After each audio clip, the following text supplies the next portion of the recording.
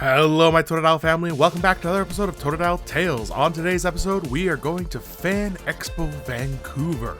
So we've been lucky enough to be asked to have a panel at this event, in which we'll be talking about Pokemon cards, so you'll be seeing that later in the video. For now, let's take a look at some of the things that happen at Vancouver's Fan Expo. Fan Expo takes place down on the beautiful waterfront of Vancouver, right by Canada Place, and it's called the Vancouver Convention Center, which is connected to Canada Place, I'm pretty sure. There were so many people here on the Saturday. Like, the lineup was out the door, around the corner. The entrance to get in was extremely crowded. The exit was extremely crowded. I only stayed for about 2 hours on Saturday and saw two panels that I really wanted to see, including one with Elijah Wood, which was super cool because I got to work with him on the set of Yellow Jackets, and he was just the absolute kindest. So it was nice to see him doing a panel. I did find the Pokemon Center, which was the kids' play area. They had some little houses for them to play in, some Pokemon to draw on, and some Pokemon cards that kids could draw and make their own card. They didn't have any cards to give away, so I actually brought some cards the next day and gave them to them. But that'll be in our other video for Fan Expo. This is Saturday, Sunday, and Monday, because the Monday is a holiday here in Canada, and so I went all 3 days for a little bit each day. I went on the Saturday and hosted a trading card session, and I met so many people, including a bunch of people that I'd met last year who had seen my panel and who I'd given cards to, and some of them even had my signed Totodile Croconaw cards in their binders still, which was amazing to see. But I had a lovely time trading. We traded for over 2 hours, and I ended up getting kicked out of the venue because they were closing. I have all of these cards which I traded over the weekend, so I'm slowly going to show you the cards that we got. You can see that we got some amazing trades, including some vintage cards at the end. I can't believe how many wonderful cards people had to trade, and I'm really happy that I made like 2 full binders and I brought some extras, and I have to really remake my binders now because I've traded most of them away. Get ready for the next event. I'm going to be attending the Pokemon Vancouver Regional Championship next month, and I'll be bringing all of my trade binders and setting up shop there to trade. Next up is Monday, and on Monday I had my panel. My panel ended up happening at 10:30 a.m. and the event only started at 10 a.m. So there weren't very many people in the convention center at 10 a.m. when the event opened, but we ended up having over 80 people come out to our panel, which was more than last year. So I want to thank everybody who came out to the panel. I had a really great time, honestly, and the questions were fantastic. I left more time for questions this year because last year we had so many questions, and I want to thank everybody who asked a question, and congrats to all the people who won prizes, chatted with us after, and then found me for another trade session. And so I spent 3 more hours trading with all the people who brought cards, so thank you so much for that. So I somehow missed recording the first minute of the panel, so I'm going to just summarize it here. I did a land acknowledgement to the Musqueam, Squamish, and Tsleil-Waututh nations, in which we are so privileged to be talking about Pokemon on their lands, and that we need to continue in our reconciliation. I also reiterated that Pokemon and this channel is a safe space. There is no place for hate on this channel, and if Pokemon can evolve and grow, so can you. Let's get into the panel. All right, one thing before we move on that I totally forgot. My favorite Pokemon's Totodile. I just thought you all should know that. What's your favorite Pokemon? Mine would be Wooloo. Wooloo. Okay, there we go. We got that out of the way. Just wanted to make sure. Next up is our overview. So today we're going to be talking about a couple different things. And the first one I want to talk about is the best value for your money. Pokemon cards are pricey. They have gotten more expensive in the last few years. And it is all about enjoyment value. Are you going to enjoy opening up a product? So one of the things that I recommend for parents is if your kid finds a set that they really like, get a booster box. And so what you were asking before is, this is called a booster box. A booster box comes with 36 packs in it.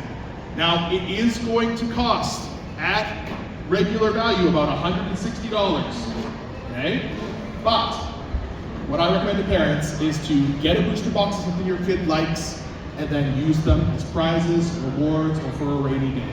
It will save you money in the long run, because if you go and buy one single pack from Walmart or from London Drugs, it'll cost you $7 for a single pack.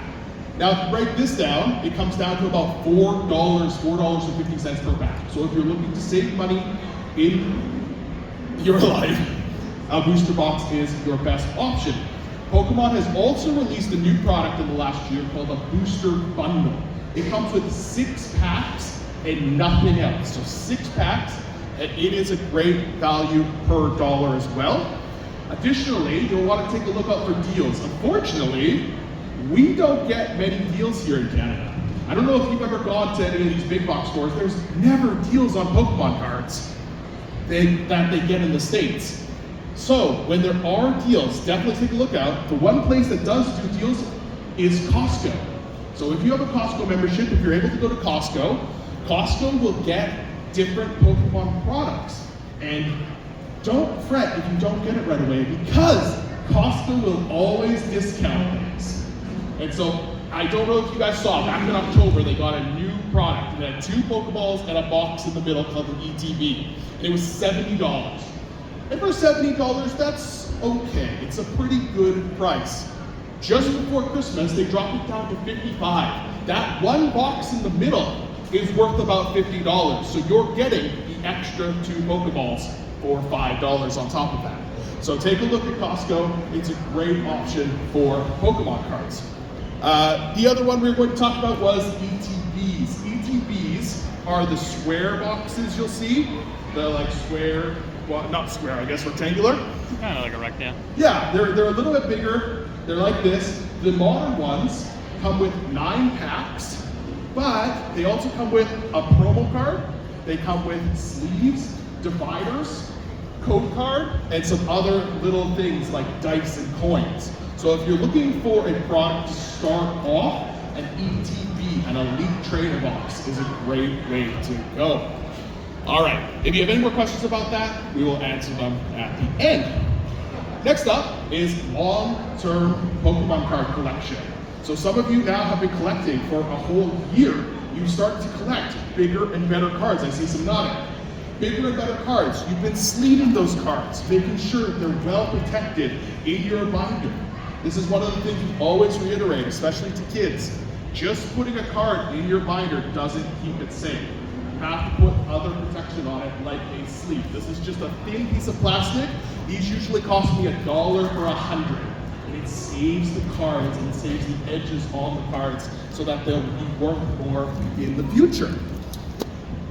So one of the biggest things I recommend to people is getting binders. So these binders are side-loading zip-up binders. There's a whole bunch of different brands of these. And so these have a nice little zipper to keep any dust and debris out. And then, instead of loading traditionally from the top, they load from the side. And that helps keep any extra dust, debris out of there. So you can see it loads from the side there. So that's what I recommend for long-term care of your Pokemon cards. And as you can see, these cards have that little plastic sleeve on them so they don't get extra damaged in there, because they still can get damaged without the sleeves. So side-loading binders. I have recommendations if you'd like. Ask me about them after if you would like specific ones. I'm not promoted by any of them, so they're all fair game. All right, so. Now, with long-term Pokemon collecting, a lot of the times we get questions about what should I collect? What set should I collect? What Pokemon should I collect? For me, I am trying to collect every single Totodile, Crocodile for Alligator card because I love Totodile, and that's my current goal.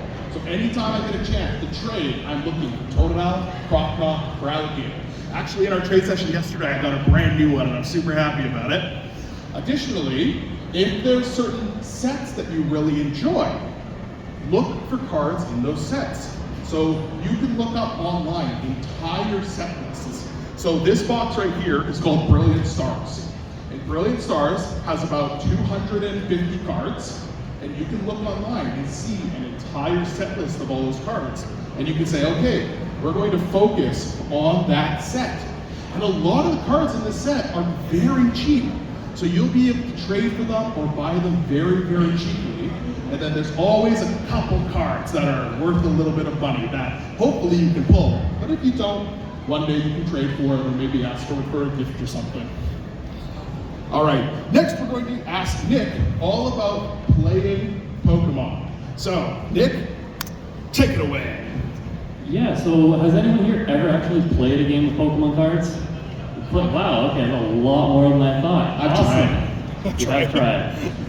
All right, so yeah, I've been running Pokemon events for the past 7 years or so in Richmond. I currently run a store called Vancouver Card Battle, soon to change names, but that doesn't matter. The best way to play Pokemon is just get involved with your local stores. There are tons of events, even just schools like Langara, they have Pokemon clubs. I know some community centers run things. Best way to get involved is definitely just your stores. Play Pokemon is the official program provided by Pokemon to stores to help with events. They send out promotional materials. You get these fancy prize packs that have stamps on them.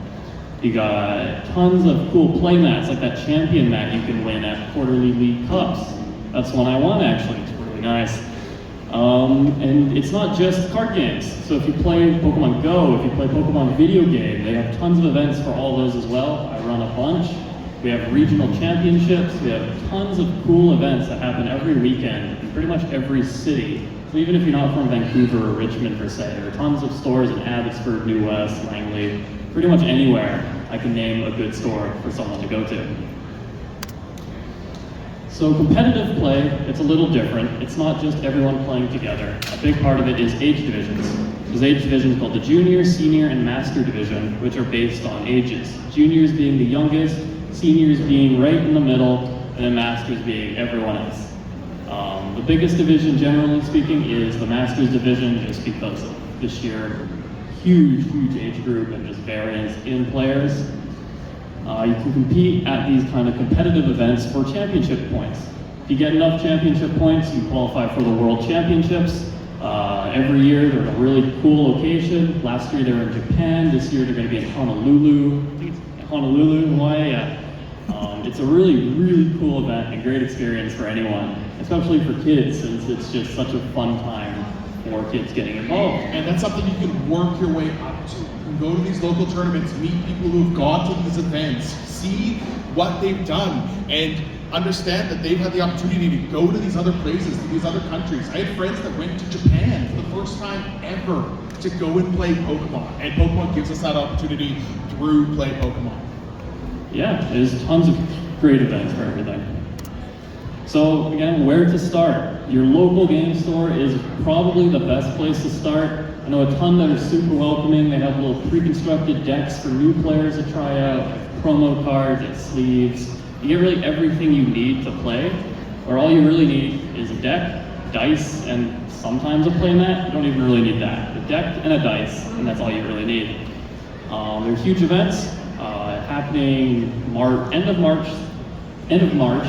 There's a regional championship happening either this hall or the other hall, one of the convention centers, which I will be a part of. I'll be staffing that. It's a great time. I recommend coming out. They have a bunch of learn to play events. They have trading areas. They have a bunch of vendors. Like, it's a really cool, fun place for players of all skill experiences and even just all games. It's meant for everyone. Yeah. To add to that, if you want to get started in playing the game, Pokemon will often put out pre-made decks. So you'll see these at your local game stores, you'll see these at London Drugs, at Walmart. They're a pre-made deck that you can start playing right away. And if you're looking to play with somebody else, they also make 2-pack decks. And so you can both have a deck and start playing immediately. And they're based on different levels. You'll see on the actual packaging that they have difficulty levels. So if you go for number 1, it'll be the easiest to understand, and that's a great way to get started. And those decks are usually very cheap. It's like $13 or $14 for one of those decks. Get you started in the gameplay. Yeah. Cool. So if you want to check out Nick, scan this QR code. I'm going to leave that up for a minute. We're going to do some giveaways. You guys have come out at 10:30 on a Monday morning.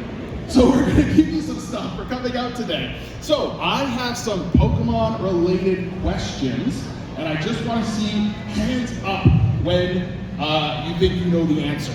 We've got a bunch of different things to give away. We've got some of those prize packs. I've made some mystery tins and a mystery Pokeball. So first question, keep an eye on it. Who puts their hand up first, all right? What number is Jigglypuff in the National Pokedex? All right, we have one here. Let's see. Maybe 98? Maybe 98. No, very close, very close. What do you think? 44. 44. So actually, you're very, very close. You're very, very close. There was a hand over here. Oh, all right. 39? 39 is correct. Very polite. Here's a prize pack for you.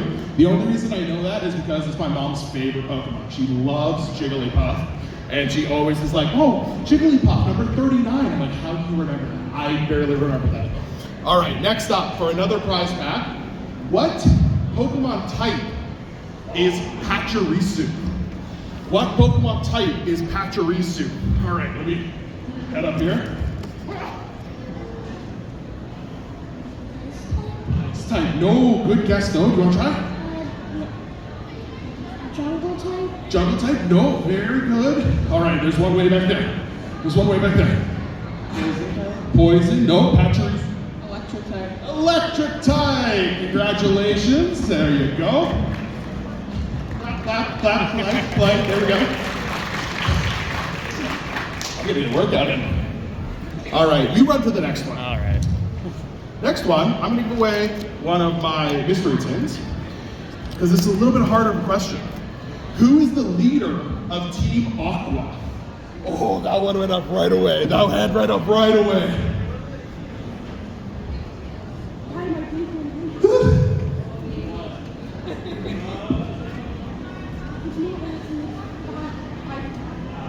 That's all right. Next one, if you think of it.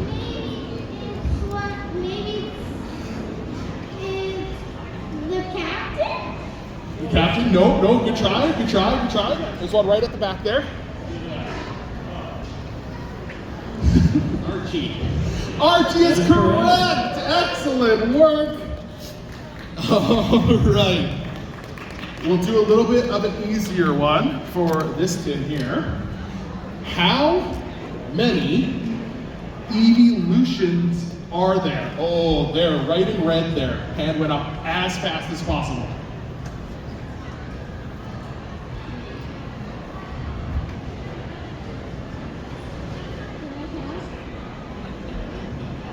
How many evolutions? 8 is correct!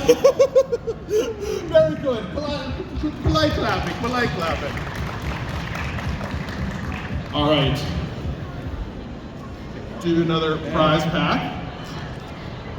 Which special Pokemon appeared in the anime episode Bye Bye Butterfree? What color was it? All right, let's try. Blue? No. I need the Pokemon and the color. Maybe the shiny Butterfree, right? It's a Butterfree. What color was it? It's the shiny hand, so I mean green. It wasn't shiny. What color was it? Pink! Yes! Excellent work! There was in the very early episodes, before shiny Pokemon were even a thing, there was a pink Butterfree that falls in love with Ash's Butterfree. And it's beautiful. And we've seen it come back in the anime in just like memories, but it's never shown up in the TCG or anything else. We really want one to show up because it's not shiny. We don't know what it is. All right, I got one last question. It's very specific and it's very difficult. And this is going to be for the Pokeball. For the Pokeball, it comes with a pack, 100 cards, and a bunch of other stuff that I've thrown in there. But this is a very difficult question, okay? How many contest conditions are there? How many contest conditions are there? 3. 3? No. 6. 6? No. 9. 9? No. Does anybody know? 5. 5. We got 2.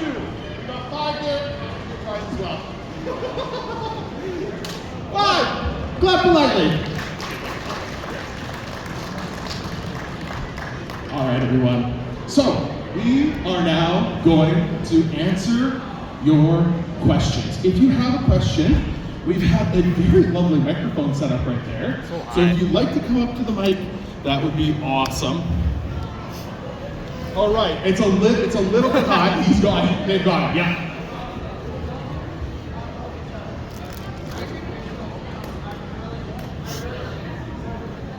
Amazing. Thank you. All right, right up to the microphone. Right up to it. Right up. If you just wanted to collect special cards, maybe the good thing is to get a store and look at the special cards. That's a fantastic idea. And our gentleman here, Nick, has a store.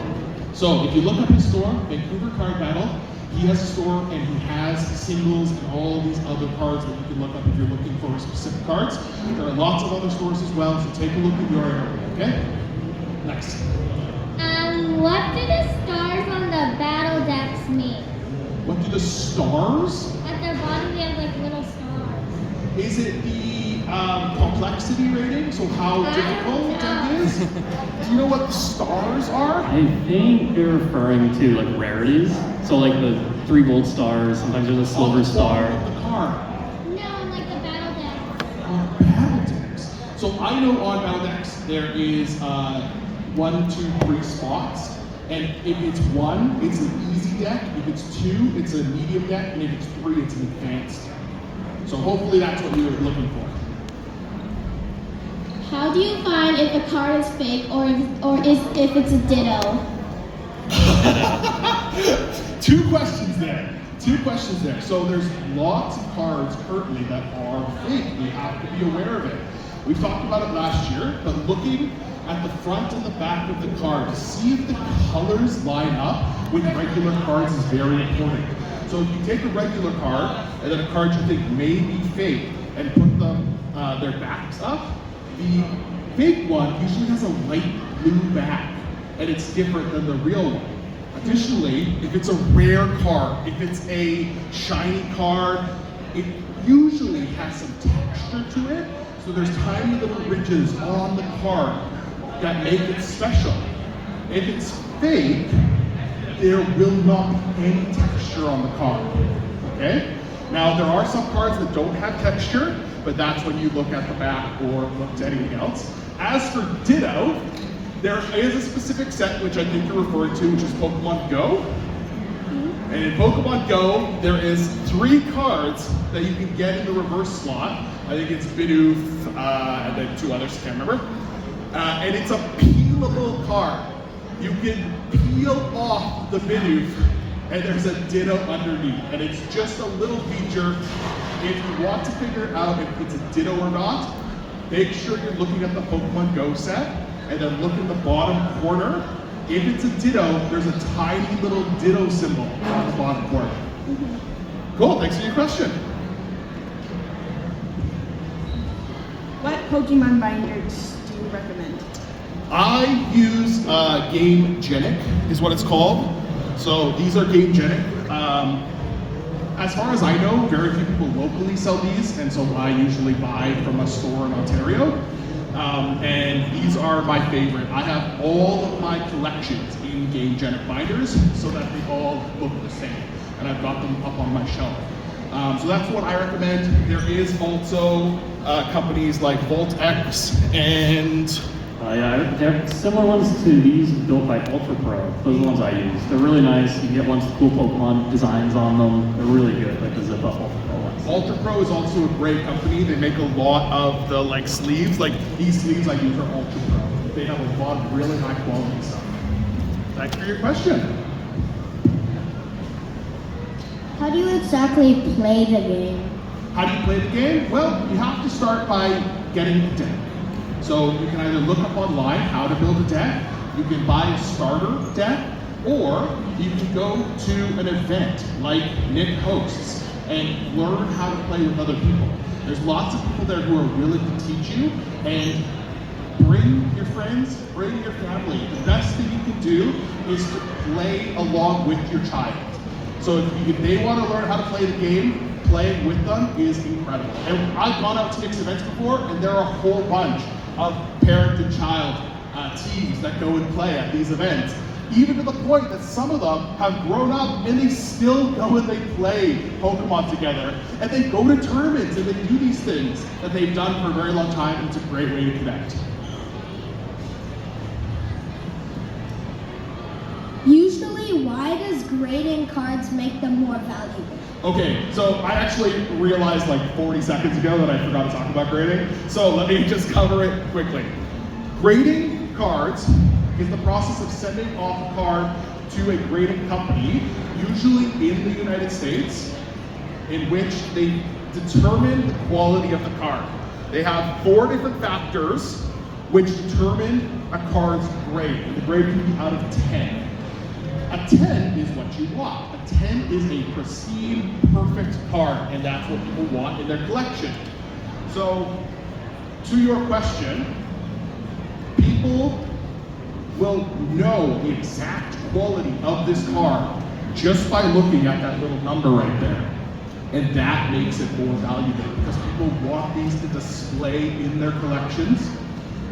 Grading is something that you can do down the road. It takes quite a bit of money to invest in these things. If you're just doing it for yourself, fantastic. The money is no issue because it's for yourself, it's something you're investing in for yourself for the future. If you look to grade to sell, you have to have a very intricate knowledge of Pokemon and sales and the market. And that's something you will build over time. So hopefully that is a big topic that I've summarized very quickly. If you have any more questions, just ask me after, okay? This is probably a question that adults have. Are Pokemon cards really worth the money? Are Pokemon cards really worth the money? That's a great question. That's a great question. So what I like to say is if you are getting enjoyment out of it, if you are getting to have experience with your parents, with your child, that is absolutely worth it. Now, if you are in it only for the money, you are never going to have a good time. You're never going to enjoy yourself because Pokemon cards are usually going to be a loss. They are going to be, you spend $10 on a pack, you get something for $2 or $3. That's the majority of what happens. But every once in a while, you will pull a $300 or $400 card, and that's what keeps people going. The other thing I recommend to people is if you want to collect, but opening packs constantly is not an option, buy single cards. Buy loose cards from retailers, from LGS's local game stores. That would be a great way to help build out your collection. And most of those cards, so I just said one card was $2, the pack was 10, so you can get that card for $2 and you didn't have to open that pack. You didn't have to try and get that one card out of 100. So that's an option for doing it. In the long run, if you keep your cards in good condition, then I would say yes, it's worth it. Because I have cards from when I was a child that are in these binders that are worth hundreds and hundreds of dollars now because I kept them in good condition. Where my cousin unfortunately took his cards to school one day back in 1997 and a kid cut his cards and he gave them to me and I don't know what to do with them because I still have them, but I just look at it and they were all hollow, jungle, fossil, Neo sets. And it's so sad that that happened. So just be careful when you're taking your cards anywhere. It's amazing to show them off, but always keep in mind where they are and what you're doing. You have something to add? I did that when I was a kid. I cut my cards You and like cut made your them own euro cards? out of just the Oh, I'm glad it wasn't. I thought you were gonna say I did that. I cut your cousin's cards. All right, thank you for your question. What is the best way to buy bulk, or not bulk, buy, I mean sell bulk? To send bulk. Okay, this is a very interesting one. So, when they refer to bulk, they mean all the extra cards in your pack. All the commons, uncommons, trainers, even holo rares. They are bulk cards. They sell at about $10 for 1,000 cards. And there are people who buy bulk because they repackage it, they sell it on eBay, they sell it on these different sites. So you would have to find somebody, probably locally, to to try and sell your bulk to. If you want to sell bulk, what we recommend is taking plastic bags and filling them with 100 cards. So count out 100 cards, 100 cards, 100 cards. So it's super easy for them to be like, okay, 100, 100, 100. Because nobody wants to deal with loose cards. If you try and give them a box of cards, they will give you way less money because it's their time to sort it all. And what they can do is they can go through and they can either sell them for in like mystery packs, or they take the time to go through and literally price out, okay, this card's 20 cents, this card's 26 cents, this card's 30 cents, which we don't really want to do. Do you know anybody that locally that does it? I do. Yeah, so that's another service a lot of local game stores kind of provide is they'll buy cards off you. So if you pull a card and you don't want to play it, it's worth like $5, you can sell it to a store, they'll buy it for like maybe $3, but then you're able to put that money towards other things.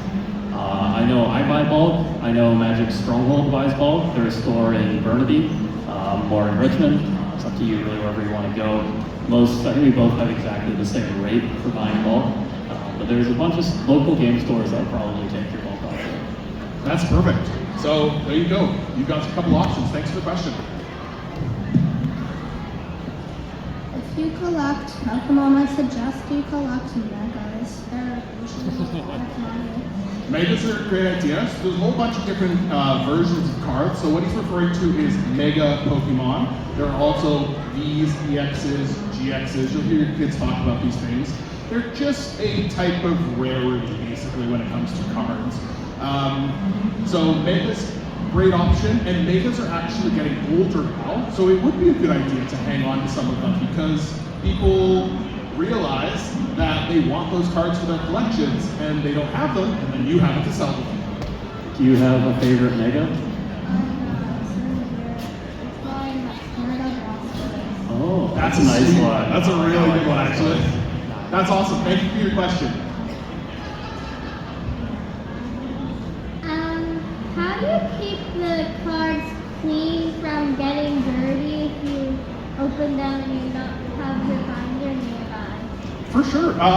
If you don't have a binder nearby, let's say you go to the store, you get a pack, you open it in the car. If I do that, I always try and keep the packaging of the pack, and then I just put the cards back in the pack until I get home. Right as you get home, use your sleeves, put it in a binder if it is a good card, but that's the best way I can recommend. Or, if you can, just hang on to it until you get home. Like, if it's a good card, just hang on to it. But yeah, if you just have the packaging, you can just slip it right back in there, and that'll protect it a little bit. Thank you. No worries. What's your favorite Pokemon card just in general? My favorite Pokemon card is an alt art card. So like I was saying before, there's EXs, EXGs, Mega. There are alternate art cards. And so it's an alternate of a regular card in the set, and they're beautiful. They're works of art. There's an alternate art card that came out in a special collection box 2 years ago, and it is a Cleffa, Igglybuff, and Tag team. Cleffa, Igglybuff, and whatever the last one is. A Togepi tag team. And it has the 3 baby Pokemon, and then it has a whole bunch of Pokeballs and berries around them. And it is my favorite card. And it's one of those ones that I got graded in English, I got graded in Japanese. I love it. It's such a neat card. What's your favorite card? My favorite card is, well, I don't really play Pokemon. I was just curious. Okay, that's fine. Thank you for your question. How do you know if a Pokemon card is fake? So as we were talking about before, you want to take a look at the card and see if the colors are similar to the card you already have. If the foil pattern, the holographic pattern is wrong, it means it could be fake. If the back of the card is a different color of blue, that means it could be fake. And if it doesn't have texture, and it's supposed to have texture, like those full arts, like that Blastoise he showed us, that has texture to it. There's actually, if you feel the front of the card, there's like little ridges you can feel. And so if you can't feel that, then it might be fake. But definitely if you have a fake card, don't trade it away. Make sure you don't trade it to your friends. You don't want that to be passed around. But if you go to events like your game shop or play days or see somebody like me, you can always come and ask and we'll verify or not. There was a kid yesterday who was at our trading session and he had a card and it was in a top loader and it was all beautiful. And the moment I looked at it, I was like, oh, this is fake. And it was just too bad because, you know, if you think you're getting more, you will trade more for it. So having a good idea of what's fake, please ask. We'll help you out, okay? Thanks for your question. All right, a couple more questions. What packs are good to buy? What packs are good to buy? So like we were talking about, booster boxes are great to buy. Individual packs, it depends on what Pokemon you like. So Pokemon will release new sets in English every 2 to 3 months. And so if you just want to buy a couple packs, there's new sets coming out all the time. You'll have to take a look online at the different sets to see if there's Pokemon you want in that set, and then you can get those packs. Thank you for your question. All right, last question. Hi. Hello. What's like the most like rarest card, you know? Ever? Or that I have? You have. That I have. I lived in Japan. Whoa. And I was lucky enough to get back into Pokemon when I was living in Japan. And so there are certain cards that I picked up when I lived there, like the Edvard Munch Pikachu and Mimikyu. Ooh. And so the Edvard Munch exhibit was doing a tour around the world, and they went to Tokyo. And they partnered up with the Pokemon Company, and they made a Scream-style card of Edvard Munch, of Pikachu, Mimikyu, Rowlet, Eevee, and Psyduck. And the Pikachu and Mimikyu were like $100 when they came out, but they are currently sitting at about $3,000–$4,000 each. Are you planning on selling your cards? I won't sell those ones, but I have lots of other cards that I am selling through my channel. Perfect. All right, so just before we end today, thank you for your questions. Just before we end, I've got a YouTube channel, and I would love it if you aren't subscribed, that if you would subscribe. We do this for free. We do not get paid to be here. We do this for free. So the best thing you can do for us is to check out Vancouver Card Battle, to check out Totodile Tales. I'll put the QR code up in just a second. On my channel, about, I don't know, 15 minutes ago, a video went live for a giveaway. So this is the title, this is what it looks like. So if you want to try and win some more cards, I made a specific Fan Expo giveaway that just went live. So if you don't mind, that's the QR code for the channel. Tell your friends about it and go check out your local game stores. Vancouver Card Battle. I just want to say a huge thank you to Nick. Can we get a round of applause for Nick? Polite applause, I love it. I love it. So thank you everybody so much for coming out today. I'll clean up pretty quickly and I'll just go over here if you have some more questions. But I noticed people had binders. So if you have some cards to trade, I'm going to go and hang out just by the cosplay red carpet. It's near the exit. I'm just gonna go sit against one of the walls and I'll probably just have this sitting there. If you would like to trade any cards, come find me. If you want to chat, come say hi. If you have any questions, that's great. Any final remarks?